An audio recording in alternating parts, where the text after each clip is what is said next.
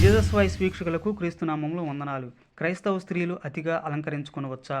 Timothy 2:9 మరియు స్త్రీలను అణుకువయు సబుద్ధియు గలవారయుండి తగుమాత్రపు వస్త్రముల చేతనే గాని జడలతోనైనను బంగారంతోనైనను ముత్యములతోనైనను మిగుల వెలగల వస్త్రములతోనైనను అలంకరించుకొనక దైవభక్తి గలవారమని చెప్పుకున్న స్త్రీలకు తగ్గట్టుగా సత్క్రియల చేత తమను తాము అలంకరించుకొనవలెను అంటాడు.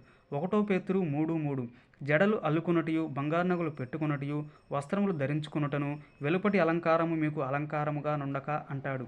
సామెతలు 11:22 వివేకము లేని సుందర స్త్రీ పందిముక్కునున్న బంగారు కమ్మి వంటిది అంటాడు. అలాగునే సామెతలు 31:30 అందం మోసకరం సౌందర్యం వ్యర్థం, యెహోవాయందు భయభక్తులు కలిగిన స్త్రీ కొనియాడబడును అంటాడు.